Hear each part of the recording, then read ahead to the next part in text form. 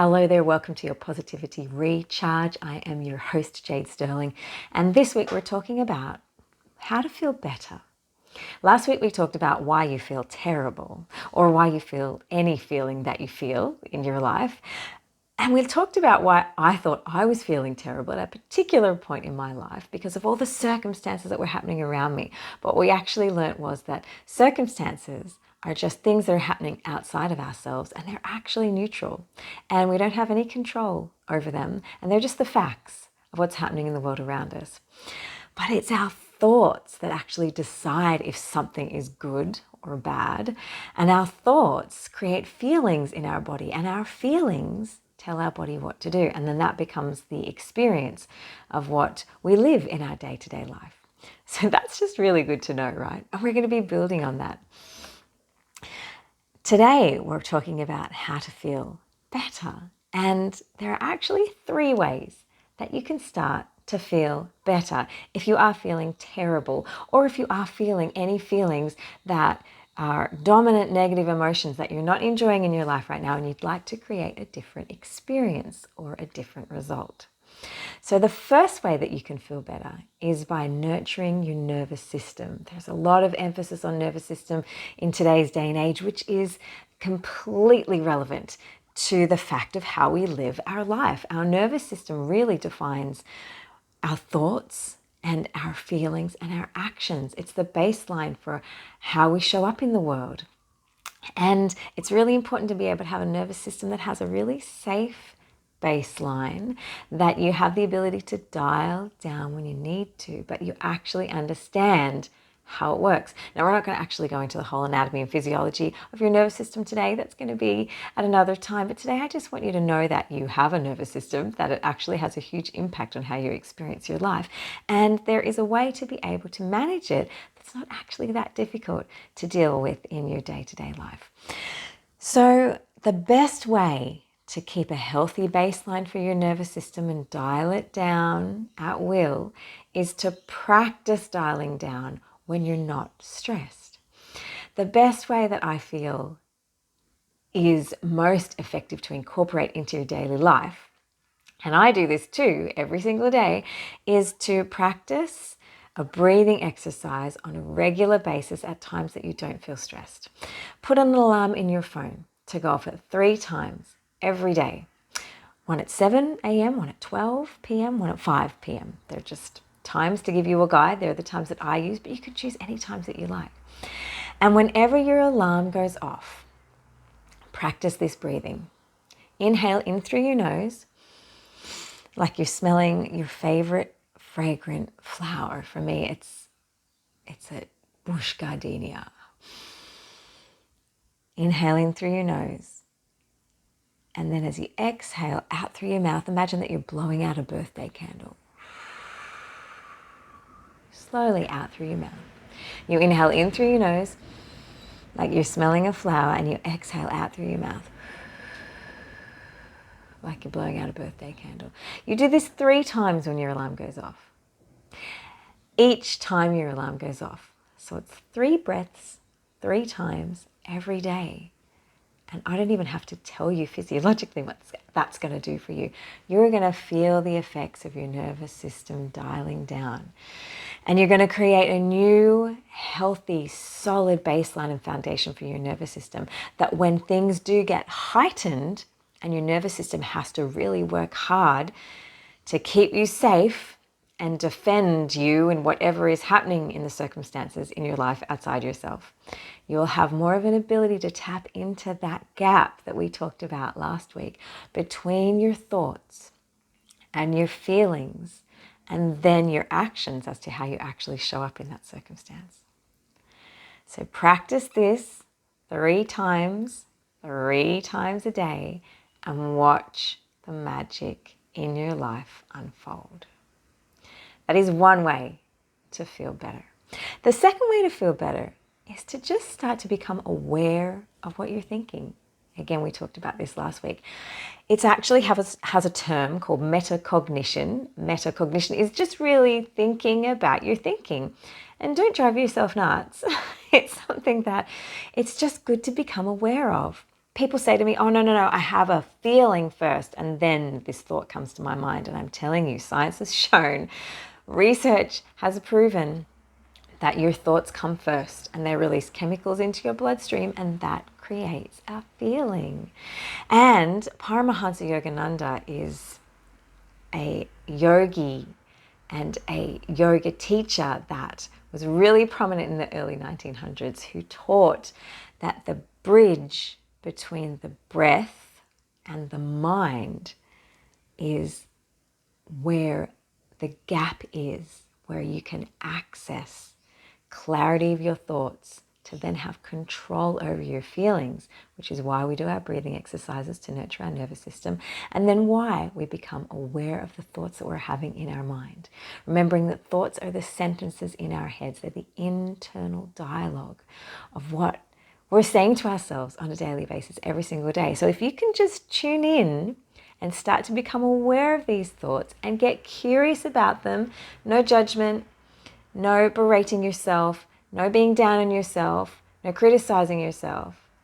A certain amount of self-analysis and introspection is necessary, but not with negative emotion, with curiosity, with a more neutral emotion. That's the second way to feel better, just to become aware of your thoughts. And the third way to feel better is to decide how you want to feel.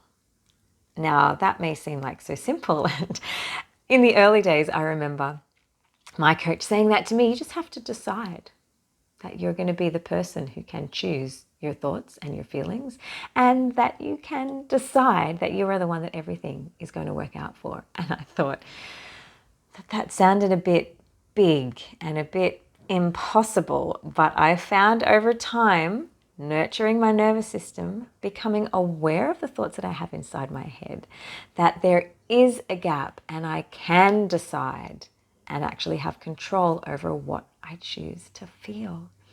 Now, at the moment, I have 3 feelings myself personally that I want to choose to feel every single day. And how do we do that? We choose a feeling, which is one word. Remember, a feeling is only one word. Happy, sad, anger, joy, grief. If it's any more than one word, then it's actually a thought.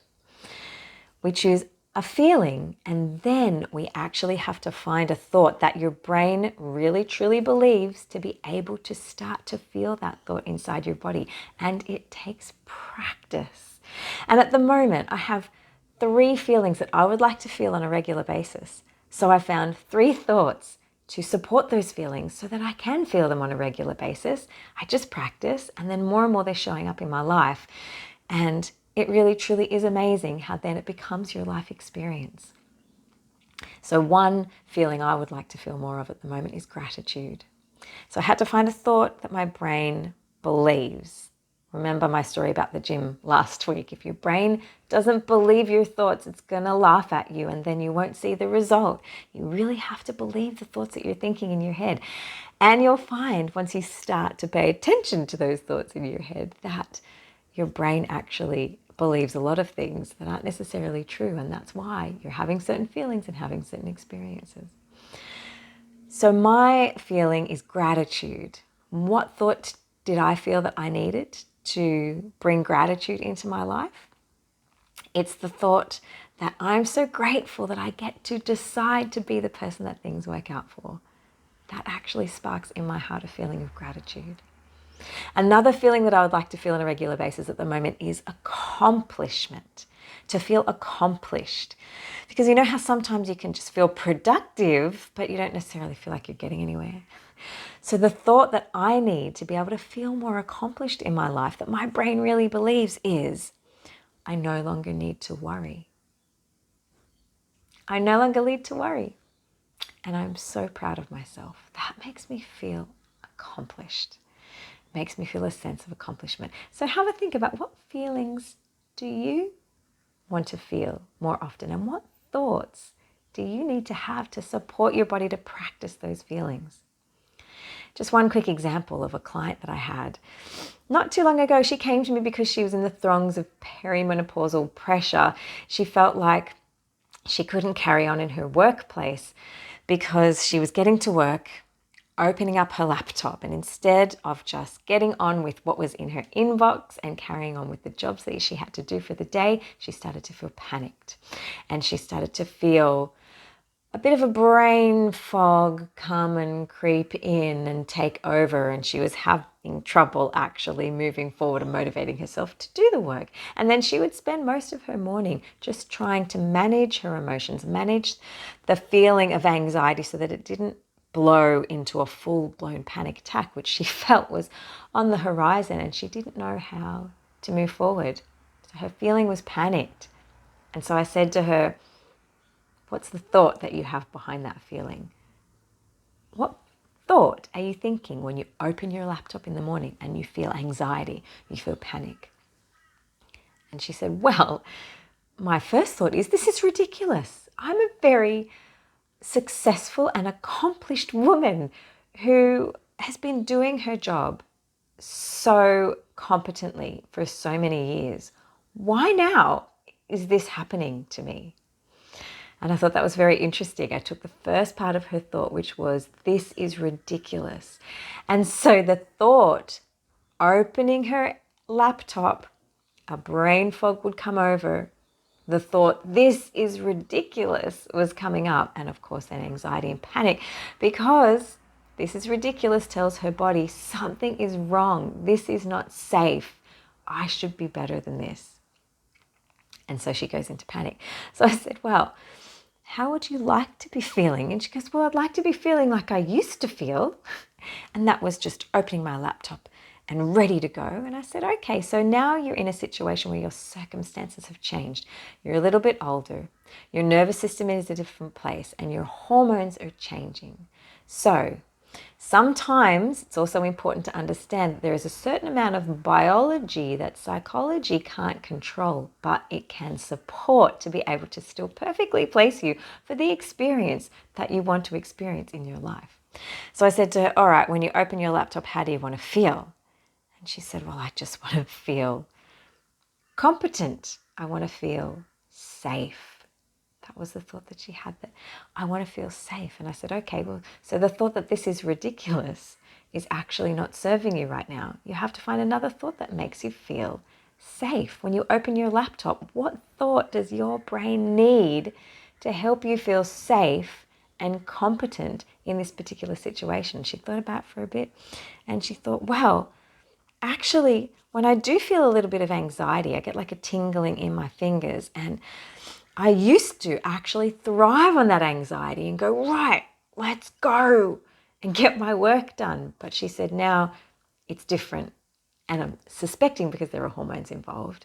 So she said, I want to feel competent, safe, but I still want to feel like I'm capable of doing what I can do. So I helped her a little bit and said, how about your anxiety that you feel? Maybe we don't need to get rid of it completely. And this is so true of negative emotions, my friends. We don't always need to get rid of negative emotions. Sometimes we can use them. And this anxiety, which was not an anxiety disorder, which was interfering in her ability to just show up in her daily life. This was a feeling of anxiety that is just a regular human emotion that actually she recognized the tingling in her fingers. But I said, instead of thinking this is ridiculous as it escalates, does your brain believe the thought, this is my superpower? This anxiety is my superpower and I can still do this. Well, that's when I saw the little flicker in her eyes. That's when I saw the relaxing in her shoulders and the opening of her heart. And I realized that she believed that thought. That anxiety was actually part of her process, but she was safe in that. And it was her superpower to get her work done.